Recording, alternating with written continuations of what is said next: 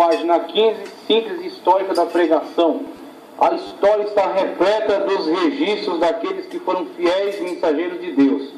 Enoque, conforme Judas 14, a gente viu ali na tabela histórica, né, cronológica que passamos na aula anterior, a gente viu um pouco dos personagens. Então Enoque, conforme Judas, né? Então Judas faz menção a essa profecia de Enoque, em Judas no seu versículo 14.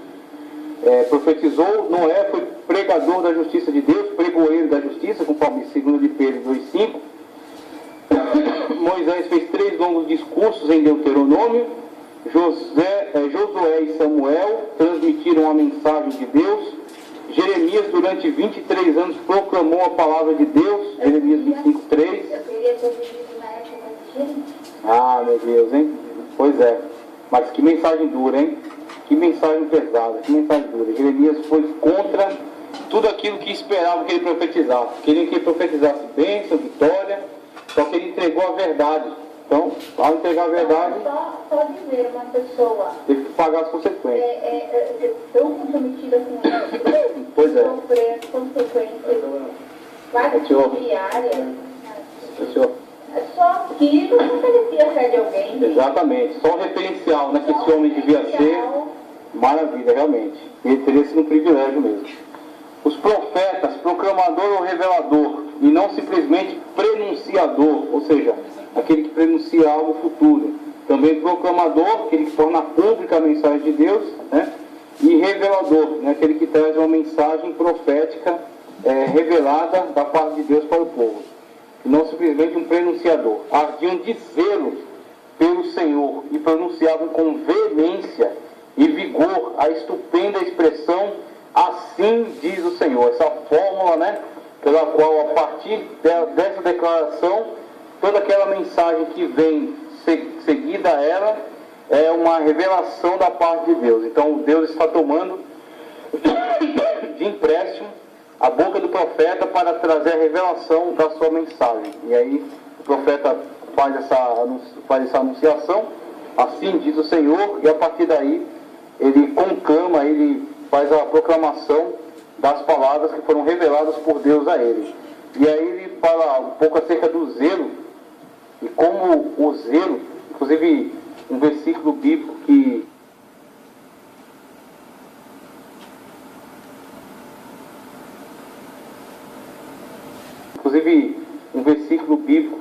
é muito significativo: "O zelo da tua casa me consumirá", quando ele fala acerca do cuidado, da seriedade com que ele trata as coisas de Deus. Então, conforme a gente viu na aula passada, toda essa nuvem de testemunha, né, a qual trouxemos a lista, né, o período histórico no qual trabalharam, e que são referencial para nós, né, conscientizando-nos de que somos continuadores deles, de que temos o mesmo compromisso com Deus que eles tiveram, né, ou pelo menos temos que ter o mesmo compromisso com Deus que eles tiveram. Temos que ter esse zelo, né? Temos que arder em zelo da mesma forma como eles tiveram. Então, o zelo pela casa de Deus, o zelo pela palavra de Deus, o zelo pela santidade, sempre leva um homem, uma mulher, a querer se dedicar, a fazer o melhor para Deus, e quando assim o faz, necessariamente ele tocará corações que também têm o mesmo propósito, que também se alinharão com ele nesse objetivo, nesse propósito, né? Serão com ele também cooperadores nessa mesma obra, mas por outro lado denunciará, exporá aqueles que na verdade não tinham esse comprometimento, não tinham intenção de ter esse comprometimento, e acabam por ser denunciados por aquele zelo. Então, sempre que alguém se compromete com Deus e manifesta o zelo pelas coisas de Deus, em fazer elas com seriedade, fazer elas com dedicação, fazer elas com empenho, necessariamente ele atrairá contra si, né, certa contrariedade de alguns invejosos, de algumas pessoas irresponsáveis, de algumas pessoas que queriam apenas se beneficiar, né, daquele espaço, né, ou se beneficiar, tirar algum proveito para si, ou da igreja, ou da palavra de Deus, manipulando a palavra de Deus a seu favor. Então, sempre que alguém se posiciona diante de Deus com zelo, ele tem a aprovação de Deus, o que é suficiente para ele. mas por outro lado eles têm que estar conscientes das consequências. O pregador, o proclamador, né, e na matéria de homilética a gente precisa comunicar isso. Sempre que alguém se empenha em fazer as coisas de Deus com zelo, espere que haverá algumas contrariedades, né? Despertará alguns ciúmes, despertará aí algumas forças contrárias, né? Mas maior o que está conosco do que o que está no mundo, como declarou aí o autor bíblico. Então, isso é suficiente para nos fortalecer, isso é suficiente para nos impulsionar a continuar nessa ação. E não podemos trabalhar de outra forma para Deus, senão com zelo. Com zelo. Sempre que alguém se coloca diante de Deus com zelo, Deus honra. Pode ter a dificuldade que tiver, pode quebrar o pau, pode se colocar a grande maioria contra ele, armar, tramar, né? Nem fizeram contra José, a gente trouxe a mensagem ontem aí, como tramaram contra José, como conspiraram contra ele, mas no final das contas Deus transformou toda a maldição em bênção. Mesmo toda a estratégia que tramaram para destruir José, aquilo foi revertido por Deus em bênção para José e para seus familiares. Então aquele que estiver trabalhando com zelo na obra de Deus, por mais dificuldades que tenha, Deus conduz todo o processo à vitória, desde que ele se posicione de uma forma correta. Então o pregador, mais do que ele ter preocupação em usar palavras bonitas, em citar diversos autores, em ter conhecimentos ilustrativos, que a gente colocou até uma crítica aqui aos chamados pregadores almanaque, e esses pregadores almanaque, eles têm muitas curiosidades para poder decorar a sua mensagem e fazer com que a sua mensagem, fazer com que a sua pregação, fazer com que a sua pessoa ganhe muito destaque, de tal forma que chega até a ofuscar, né, o personagem principal da mensagem, por causa dessas... Quando a gente fala que o detalhe toma o lugar do principal, né, quando a pessoa perde a mão e acaba como uma pessoa que está temperando uma comida e perde a mão no sal e o negócio fica extremamente salgado. Aquilo que era para ser um detalhe, que é ressaltar o sabor de outra coisa, tornou-se o principal, que aí estraga, né? Então, quando a gente vê pessoas que se colocam diante de Deus com zelo para fazer a sua obra, vemos que muitas vezes eles não têm tantos elementos decorativos, tantos floreios, uma retórica tão perfeita, né? Muitas vezes ele tem uns princípios básicos da homilética, mas ele não consegue estabelecer um sermão com toda essa complexidade, como alguns outros pregadores conseguem. Todavia, dependendo da forma como ele se posiciona diante de Deus, o zelo com que ele se coloca diante de Deus, ele consegue entregar uma mensagem eficaz. Então, aquilo que ele prega, mesmo que não pregue com toda a complexidade como alguns pregam, mas se ele prega com comprometimento, com seriedade, né, subordinado ao Espírito de Deus e à Palavra de Deus, a mensagem será comunicada. Então ele prega, ele não consegue pregar acerca de coisas tão complexas, mas ele prega acerca ele fala acerca do cego de Jericó, e Deus comunica uma mensagem, às vezes de cura, de milagre. Ele prega acerca da ressurreição de Lázaro, Deus comunica uma mensagem também poderosa ao coração das pessoas. Ele fala acerca do filho pródigo, e Deus comunica ao coração de pessoas que estão desviadas, né, para que o Espírito de Deus trabalhe no coração delas e elas se arrependam, através de uma mensagem simples e bem pregada com zelo. Uma pessoa que se coloca diante de Deus com zelo pela sua obra, querendo fazer o melhor pela sua obra. Então é isso que a gente vê nessa síntese histórica. Por que esses personagens são mencionados aqui? Porque são pessoas que fizeram a diferença no tempo deles.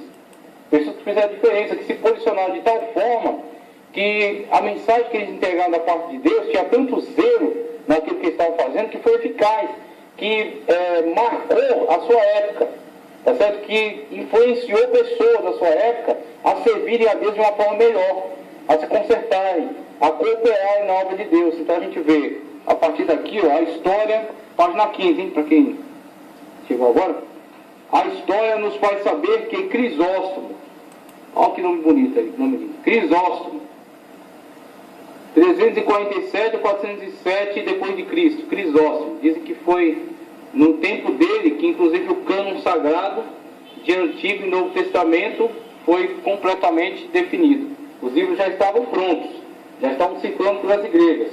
Aí foi no tempo dele que surgiu essa ideia de fechar aquilo tudo num livro só, num cânon só, que juntasse Novo e Antigo. Uma Bíblia só. Aí fechou aquilo que entendemos hoje, chamamos de Bíblia, né? A Bíblia Sagrada. Então temos aí Crisóstomo, era um grande pregador, e isso se reflete no seu nome. Crisóstomo é boca de ouro, em grego. Crisóstomo, boca de ouro. Veja só, e Constantinopla. Na verdade, ele é empenho de um homem que se tornou importante aí na história do cristianismo, né? O senhor Crisóstomo foi patriarca aí da Igreja Ortodoxa Oriental. Deste apogeu, porém, houve um rápido declínio para as trevas da Idade Média, quando pouca pregação digna de nota foi feita. Muitos argumentam que a pregação durante esta época foi ineficaz, por ter dependido cada vez menos das Escrituras e cada vez mais dos pontos de vista dos concílios teólogos. Quando você se depara com uma situação dessa, né, a situação em que caiu a igreja na Idade Média, você começa a perceber qual deve ser o lugar das coisas. Então a gente estuda teologia, a gente lê alguns livros, né, de alguns teólogos, lê algumas teologias sistemáticas, lê alguns comentários. Agora, qual é o lugar que essas coisas devem ocupar no contexto da igreja? O quanto elas são importantes, o quanto elas são relevantes. Se a elas for dado menos importância do que merecem, você perde a oportunidade de adquirir um conhecimento importante, de acrescentar um conhecimento válido, útil. Se for dado importância demais, você acaba dando a ela uma importância indevida e substituindo a palavra de Deus pela teologia. A palavra de Deus, ela tem sempre o lugar central. Então, tudo que circunda em torno da palavra de Deus deve cooperar com ela. Por isso que a gente está enfatizando aqui, dentro da pregação, as ilustrações são importantes, os comentários são importantes, as inferências são importantes, os acréscimos, informações históricas, arqueológicas, hermenêutica, exegese, tudo isso é importante. Só que eles são importantes só como acréscimos, só como detalhes, né? Como comentários, pequenos comentários, que não podem tomar o lugar central, a centralidade da palavra de Deus dentro da mensagem. A mensagem tem que ser bíblica. Ela tem que ser bíblica. São acessórios. São acessórios. Igual o central a palavra. Tudo acessório que se lança a mão para... Isso, desde que contribuam com o entendimento dela. São acessórios. Agora o que acontece? Na Idade Média, por que o declínio? Porque era a Idade Média? Não. O declínio é por causa da forma como se comportaram aqueles que estavam à frente da igreja. Eles se comportaram de uma forma, vamos dizer assim, porque se tornaram avançados na teologia, a teologia se tornou uma ciência, e a teologia ganhou cada vez mais relevância, eles abandonaram a centralidade da mensagem bíblica e passaram a dar mais ênfase às próprias discussões, elucubrações, né, às próprias hipóteses teológicas que estavam sendo levantadas. Não pregava-se mais a Bíblia, pregava-se teologia, pregava-se especulações teológicas, filosofias. E aí o pessoal estava começando a adaptar as filosofias platônica e aristotélica aos conceitos cristãos. Aí você tem, mais para frente, você terá a escola tomista, que vale-se muito da filosofia de Aristóteles.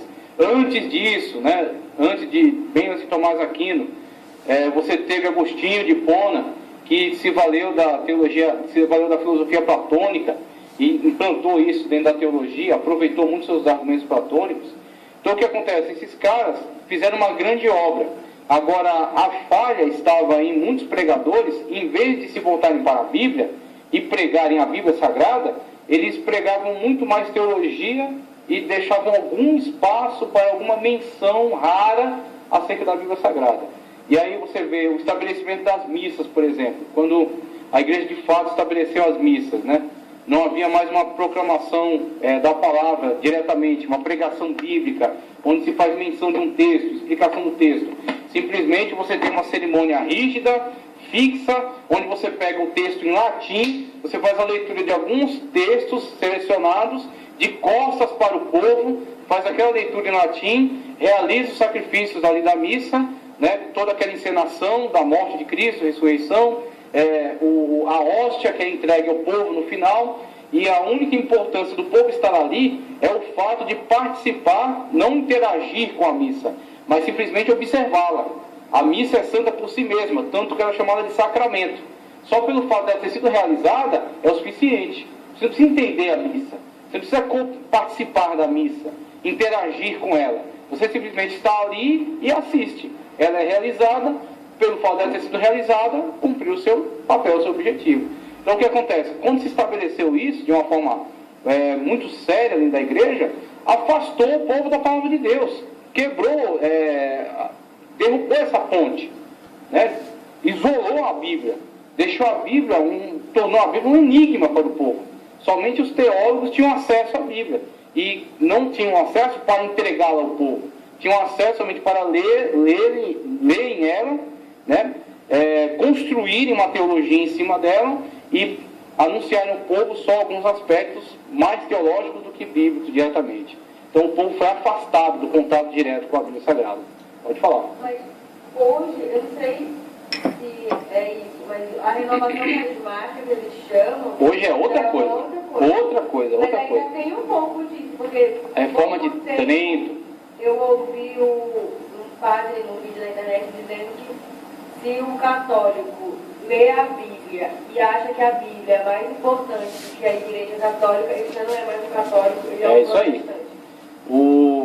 A Igreja Católica está ainda fundamentada nisso, mesmo com as reformas que houveram, a contra-reforma, né, depois do movimento da reformista, teve a contra-reforma na Igreja Católica, onde se canonizou alguns livros que eram deuterocanônicos do Antigo Testamento. Aí tem essa entrada desses livros aí no Antigo Testamento deles, e tem também algumas modificações.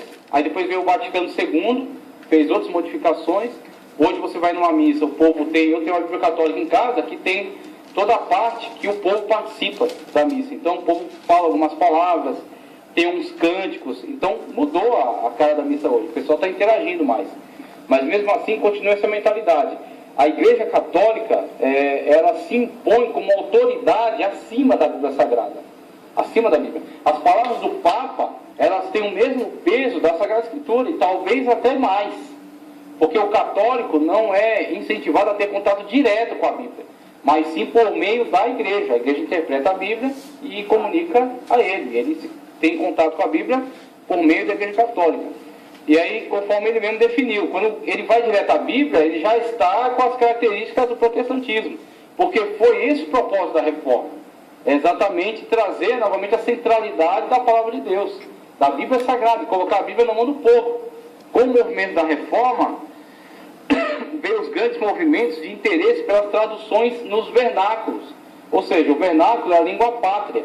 Aí você tinha agora Bíblia em alemão, por causa de Lutero, Bíblia em francês, em suíço, né, nas línguas lá adotadas na Suíça, por causa de Calvino. Você tem Tyndale, né, que traduziu a Bíblia lá. Tem Wycliffe, também traduziu a Bíblia para a língua inglesa. Você tem diversas pessoas que se empenharam em fazer traduções para as línguas maternas, para que o próprio povo tivesse acesso. Seguido a isso, interesse na educação, alfabetização do povo. Para quê? Para poder ler a Bíblia. Você vê todo um movimento que surgiu, tanto teológico quanto pedagógico, né, de escola, de educação, que surgiu em torno dessa proposta. Aí com isso é o quê? Volta da centralidade da palavra de Deus. Agora, hoje, na atualidade, se a gente não ficar atento a isso, se a homilética não ficar atenta a isso, nós, voluntariamente ou involuntariamente, conscientemente ou inconscientemente, a gente acaba retornando a esses defeitos do passado, de colocar a Bíblia numa situação marginalizada em relação à mensagem, de dar mais valor a profecias que veio na hora e que nem sempre veio da parte de Deus, mas às vezes são invenção da cabeça daquele pregador. Algumas vezes dá para você entender que de fato aquilo foi uma mensagem que veio da parte de Deus, que trouxe edificação, mas em alguns lugares é só uma estratégia utilizada por ele para prender o público.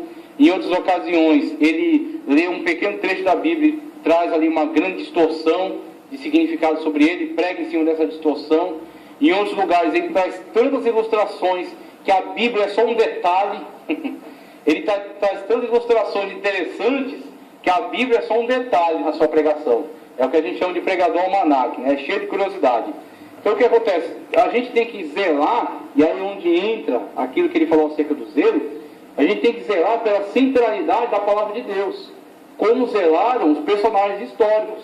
A gente viu os personagens referenciais da Bíblia, desde Enoque até Jesus Cristo, até os apóstolos, que pregavam Bíblia, que pregavam palavra de Deus, né? E a partir da palavra de Deus, Deus trazia uma ação milagrosa, poderosa. Pode falar.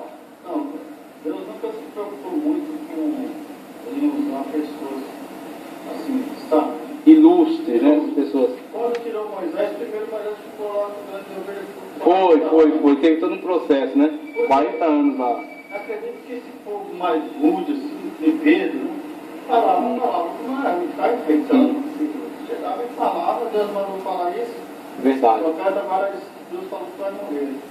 Aí chega lá, Deus falou, não vai morrer mais. Então era um negócio direto. Agora, em vez de falar que Deus está mandando, a pessoa tem que usar. Exatamente. Pega assim. Às vezes o exemplo ajuda, mas às vezes o exemplo é tão... ele ocupa tanto espaço que... Você tem que estar na dispensação do Senhor. Verdade. Deixa Deus cuidar, né? Exatamente. E é exatamente isso que a gente quer trazer, porque se a gente não zelar por isso, se perde, vai se perdendo, você vai começando a ouvir pregação no rádio, na TV, em outros lugares aí, onde o camarada faz diversas coisas absurdas, ele larga a palavra de Deus para lá e começa a falar dele mesmo, falar diversas coisas que não tem nada a ver com a palavra de Deus, ou tentar ludibriar o povo através de conversas, né? Vai na conversação envolvendo, daqui a pouco quando vê, o povo está totalmente envolvido naquela argumentação dele, uma argumentação bem feita, que acaba prendendo a atenção das pessoas, mas quando você para analisar de tudo que ele falou, você aí enxuga, olha, o que ele falou aqui da palavra de Deus, dentro de toda essa conversa dele. Coisas interessantes, coisas que ele viveu, coisas que ele acha, coisas que ele profetizou, enxuga tudo isso aí. O que ele falou da palavra de Deus? Você vai ver, foi 5 minutos. O resto foi só conversa. Então, o que ele falou que Deus escolheu que nasceu para se preparar para um dia fazer isso e fazer da melhor forma para ser visto. Só que quando Moisés quando Deus chamou Moisés, ele se negou. Foi. Ele se negou. Ele falou para Isaías falar o que ele disse. Quem foi que disse eu sou menino? Isso é que você está vendo, é muito interessante. Geralmente a pessoa chamada por Deus ela não se acha pronta. É verdade. Ela não se acha pronta. Chamou? Não? Geralmente não se acha pronta. Deus usa o que não é para fazer as coisas. Eu acho que até também uma pessoa se sente dependente de Deus. Dependente, totalmente dependente. Que já sabe falar muito bem, que tem uma oratória, verdade. Que tem uma influência. Vai chegar um momento que ele vai dizer, eu não preciso mais de Deus. Orgulho, né? Eu não preciso mais de Deus, eu já sei fazer sozinho. Eu quero ver uma pessoa. O próprio Moisés, se Deus chama ali no Egito mesmo, o que é assim? Sim, ele ia pensar que é o conhecimento dele, da casa de Faraó. Verdade. Pois é. Foi pedagógico que Deus fez com ele. Foi pedagógico. Deus levou ele para o deserto.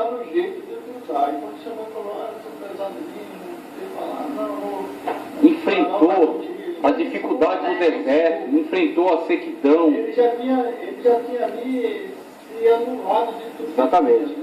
Tinha ficado para trás. Aí Deus agora dá para usar, né? É verdade. Josué também, quando recebeu a missão de Moisés, não se achava capaz. Também não se achava. Duas coisas que eu achei interessante aí, quando fala de Moisés, por exemplo, tempo atrás eu dei uma aula, a gente abordou sobre Moisés. E eu falei que o cérebro é um músculo. Então o que acontece? Para você desenvolver a capacidade cognitiva, para você absorver conhecimento, tem que exercitar. Tem que ser exposto a um conhecimento complexo para poder desenvolver. Você faz conexões. E aí você estabelece uma forma de captação de informação muito mais eficaz. Eu acredito, é o meu ver, não é teologia, nem estava apostila não, é o meu ver. Deus colocou Moisés primeiro no Egito. Moisés foi exposto ao conhecimento mais avançado da época. E aquilo desenvolveu nele uma mentalidade, exercitou o cérebro dele, a capacidade cognitiva dele. Depois Deus tirou do Egito e levou para o deserto. 40 anos, cuidando de ovelha. Atividade simples, rude, né, para preparar ele fisicamente, preparar a paciência dele, e enxugar dele todo aquele conhecimento do Egito. O que ficou na mente dele? A capacidade cognitiva, que foi desenvolvida lá, mas não necessariamente o conhecimento do Egito. E aí quando Deus comunicou a ele as leis que Deus comunicou, que estão no Pentateuco, que estão lá, os 10 mandamentos, as leis complementares, Levítico, Êxodo, Deuteronômio, Números, todo aquele conjunto, toda aquela conjuntura de leis é extremamente complexa. Se Deus fosse tentar comunicar aquilo ali para uma pessoa não preparada, a pessoa não ia nem absorver para poder transmitir para o papel. Então o que acontece? Deus preparou Moisés para aquilo que ele sabia que ia comunicar. Eu acho que a saída de Moisés para o Egito foi estratégica. Sem dúvida, sem dúvida. E aí o que acontece? Com relação ao que a gente fala aqui, da retórica, eu quero ver uma pessoa que tenha assim, se preparado na capacidade de uma boa retórica, de ter uma gama de palavras boas para poder colocar na sua pregação, de ter técnica para montar um sermão, de ter hermenêutica para aplicar a palavra, exegese para interpretar o texto bíblico, ter toda essa gama de conhecimento e não depender dele. E ter toda essa gama de conhecimento, a gente tem que lapidar essa pessoa. Ter toda essa gama de conhecimento e depender de Deus. Porque é o que acontece? Quando ele, tendo toda essa gama de conhecimento, que se põe a dependência de Deus, acontece aquilo que o Zaqueu mencionou na aula passada lá que ele veio. O Espírito Santo para lembrar. Aí o que acontece? Aquilo está no coração dele. Só que ele não está dependendo daquilo. Ele se coloca na dependência de Deus. Ele busca de Deus uma revelação da palavra. E é onde, quando o Espírito Santo de Deus, de fato, encontrar nele lugar para glorificar a Deus por meio dele, usar ele como instrumento, encontrará nele toda essa gama de possibilidades. Ele entregará uma mensagem boa, uma mensagem competente, eficaz, com uma boa comunicação e com inspiração. É isso que a gente está buscando. Essa homilética que a gente quer alcançar. No sentido da pessoa ter essa capacidade de preparação, mas não se fiar nela. Não se confiar nela. Confiar na ação do Espírito Santo de Deus. Veja só. Então tem Crisóstomo, como a gente já falou aqui. Tem o período da baixa, da pregação, quando as pessoas começaram a priorizar a teologia em vez da mensagem bíblica. E aí ele dá continuidade aqui, reforçando essa crença está o fato de que, com o movimento da reforma, houve um retorno à pregação em alto nível. Os reformadores mais destacados, aí temos Lutero, com a grande reforma aí que foi causada, a partir da proposta de uma discussão. Então, as teses de Lutero apregoadas na porta da igreja de Wittenberg é uma proposta de discussão acadêmica. Agora, qual foi o problema? A coisa se espalhou e saiu do controle. Saiu do controle dele. O texto foi copiado, já havia um movimento de impressão na época. Gutenberg já tinha criado lá meio de imprensa, Aquilo foi uma proporção que saiu do controle. E aí a Igreja Católica reagiu de forma violenta, Primeiro coagindo, tentando coagi-lo, demovê-lo dessas ideias. Ele encontrou apoio do Duque Alberto de Brandemburgo. Foi Alberto? Não, perdão, troquei o nome. Foi da Saxônia. Esqueci o nome do príncipe que apoiou ele. Frederico da Saxônia. Ele encontrou apoio do príncipe da Saxônia. E aí o que acontece?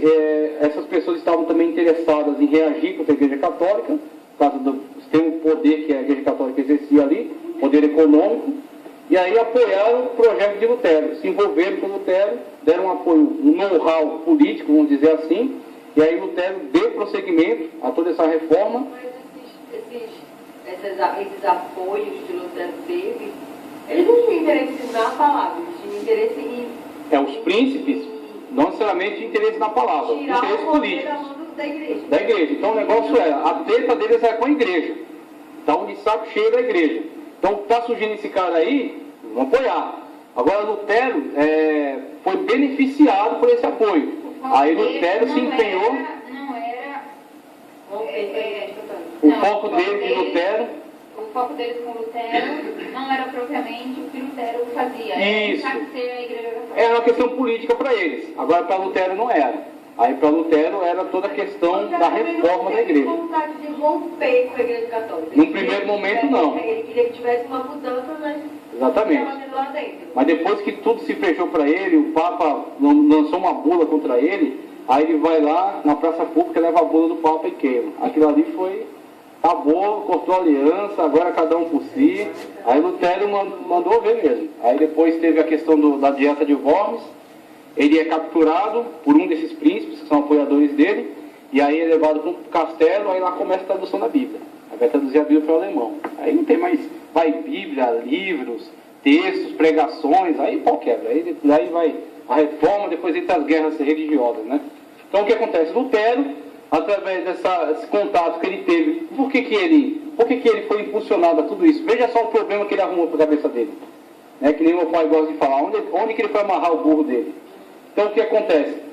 Isso foi impulsionado porque contato com a palavra de Deus. O justo viverá da fé.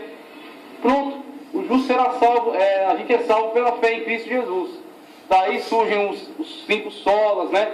Tudo aquilo que sintetiza esse movimento da reforma.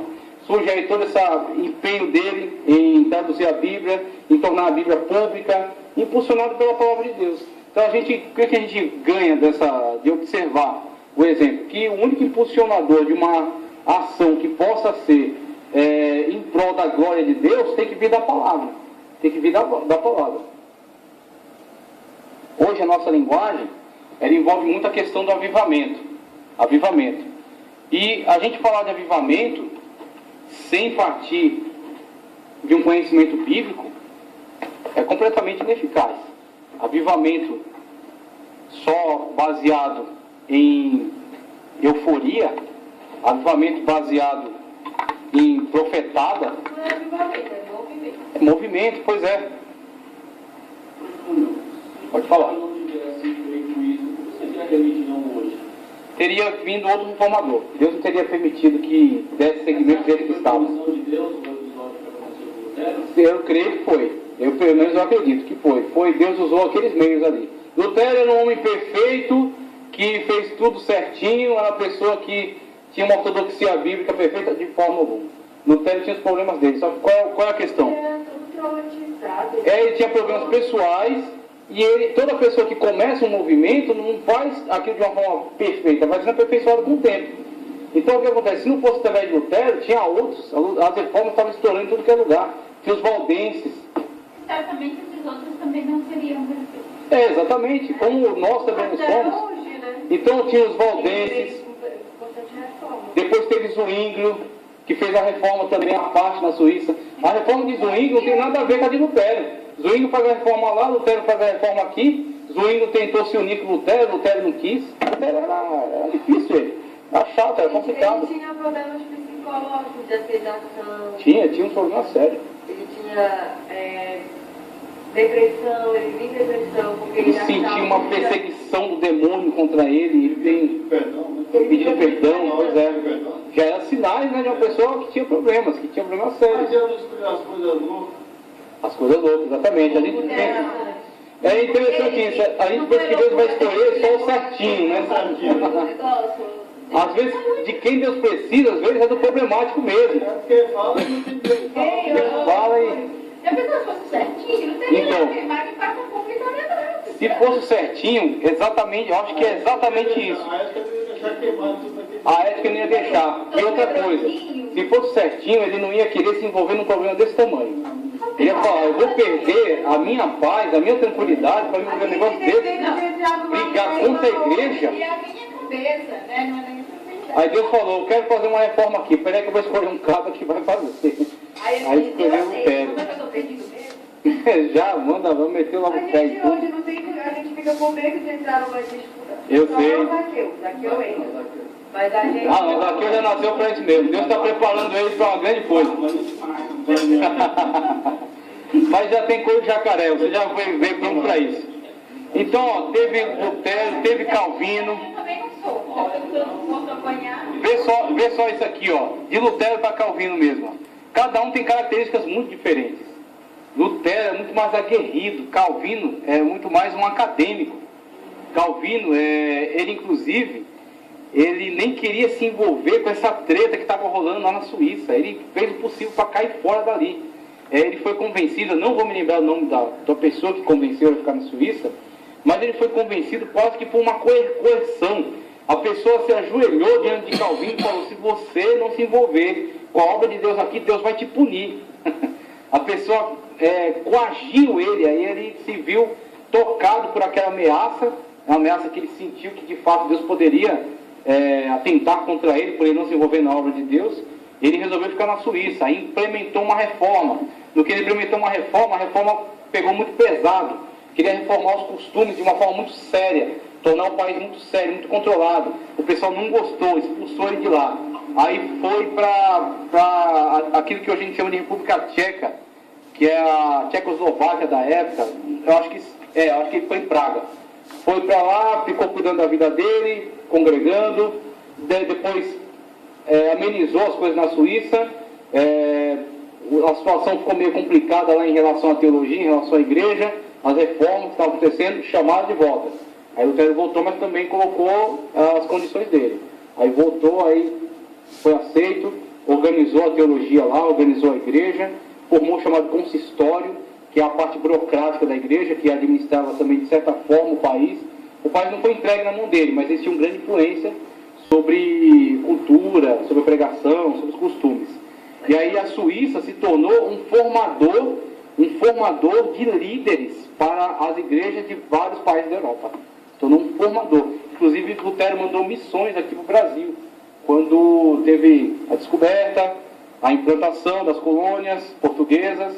A França teve interesse em invadir o Rio de Janeiro, queria formar lá, queria capturar um território e criar a França Antártica, no Rio de Janeiro.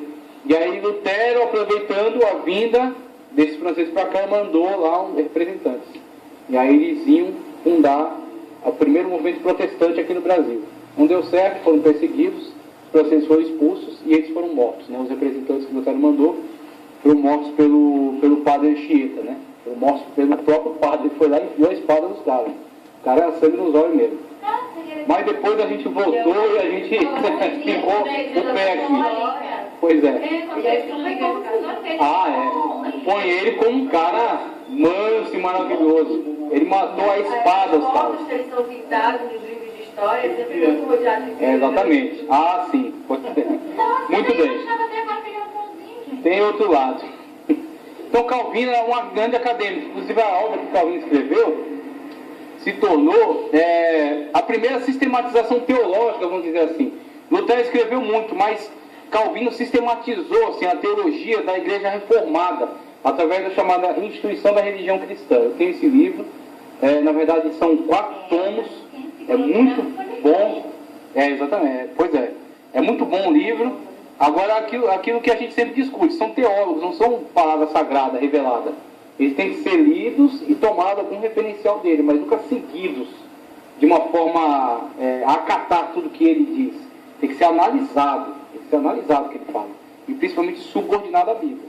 Aquilo que ele não está muito de acordo com a Bíblia, tira para lá. Mas também tiveram sua importância, né? Teve importância, sem dúvida, sem dúvida. Ainda existem igrejas calvinistas baseadas. O presbiterianismo segue Calvino. Calvinismo. Inclusive tem uns presbiterianos aí que são ultra calvinistas. Eu acho patético a pessoa se chamar de calvinista. Se chamar de calvinista, de arminianista. Eu acho isso ridículo. Porque Calvino nunca pediu que ninguém fosse calvinista.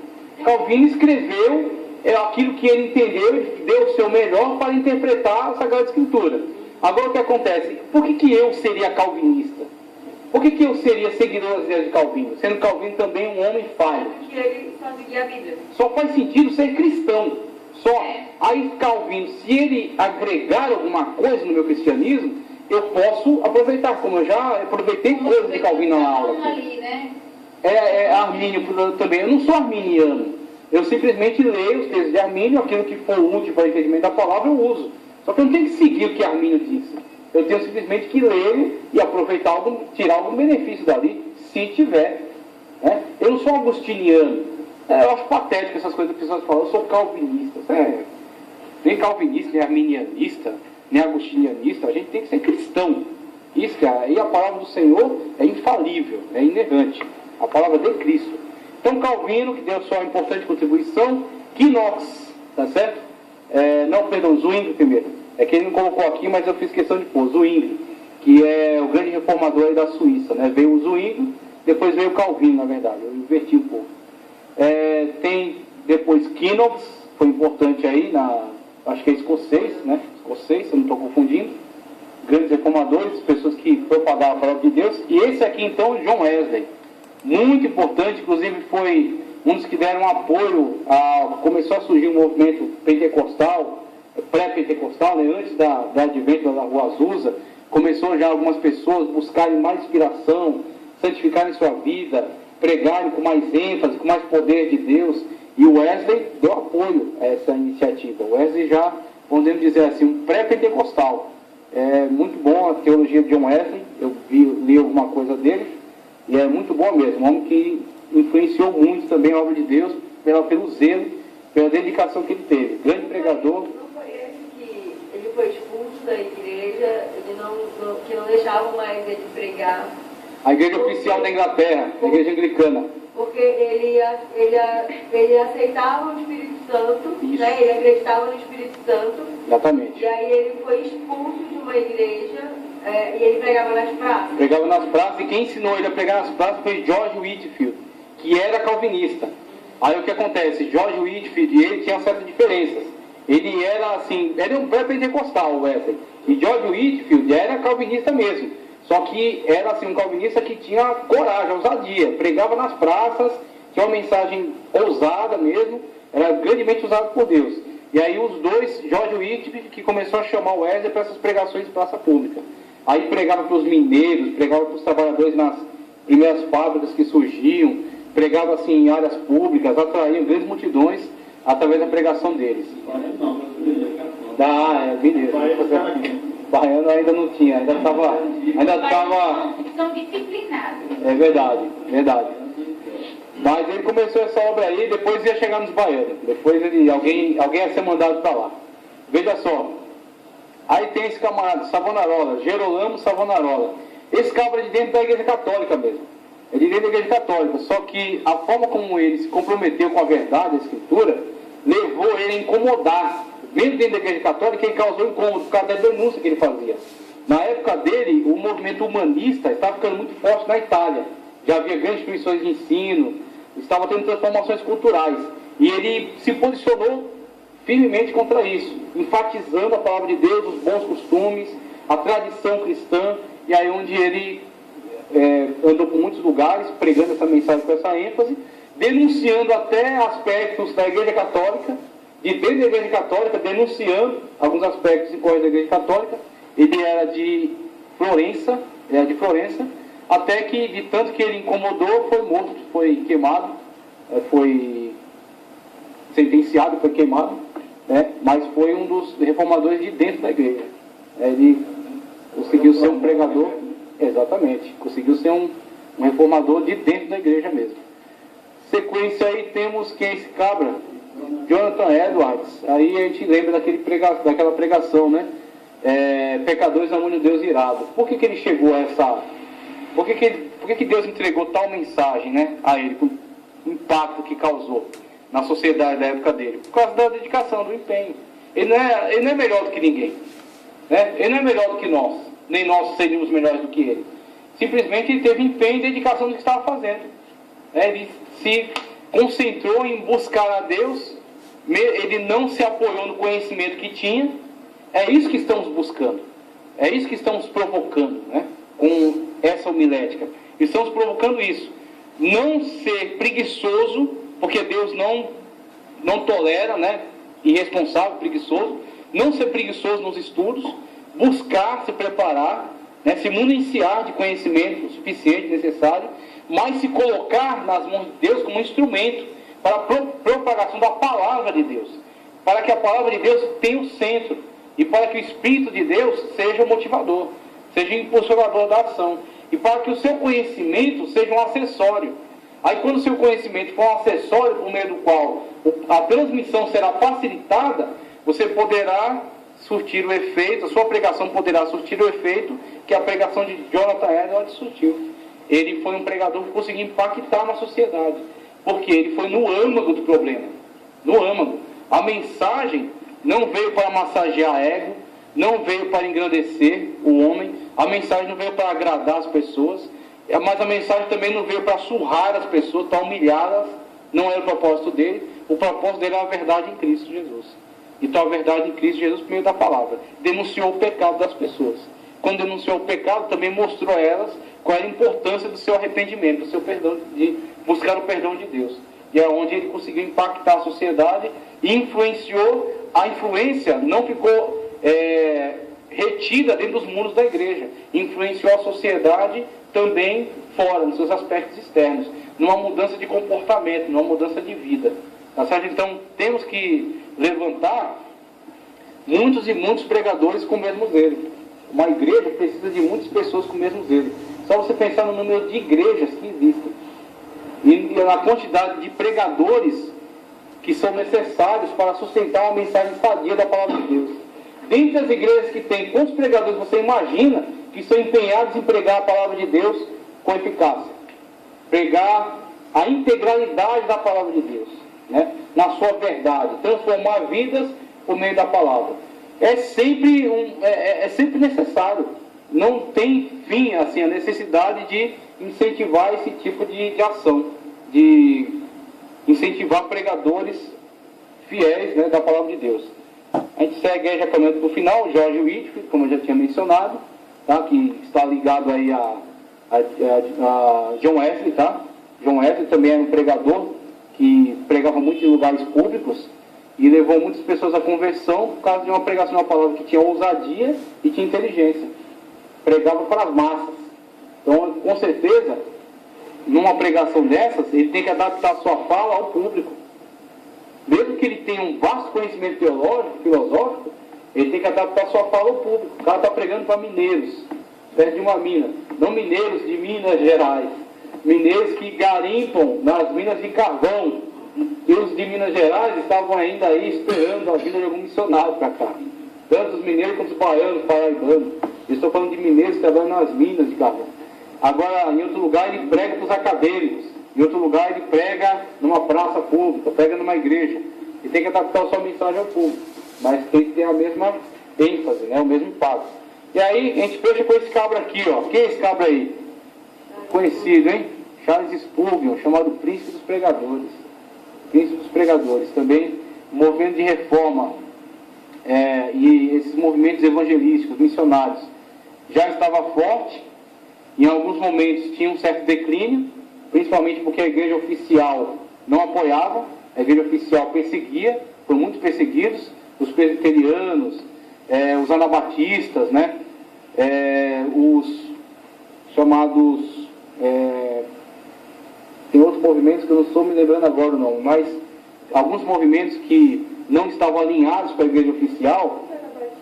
Anabatistas foi um movimento que surgiu dentro do contexto da reforma, que não acreditava no batismo de crianças. Anabatistas, eles foram dados a esse nome, essa negativa, porque eles não batizavam suas crianças, só se batizavam na fase adulta. E aí eles foram perseguidos tanto pela igreja católica quanto pela igreja reformada.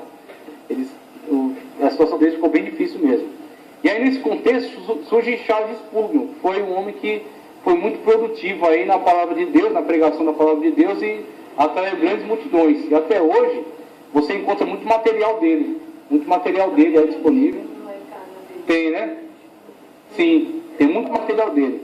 Tem inclusive um material dele que eu estou para dar uma olhada, que é Tesouros de Davi, e é do Charles Spurgeon. Depois eu vou dar uma olhada aí do que se trata, porque pretendo adquirir. Com grandes homens de Deus. Isso aqui a gente traz aqui para mostrar referencial.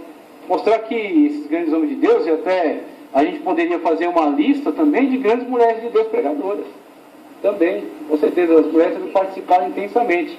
Eu segui a lista da revista aqui, mas eu vou trazer depois. Tem pregadoras aí, tanto no Antigo Testamento quanto no Novo. Priscila, junto com Áquila e Priscila, missionários, pregadores.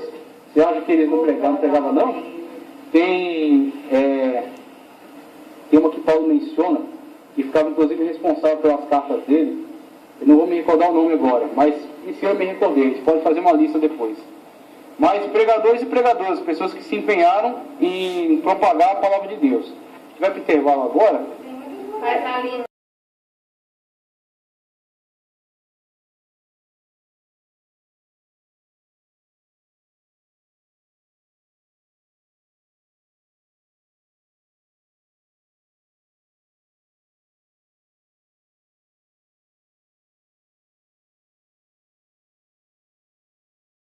com a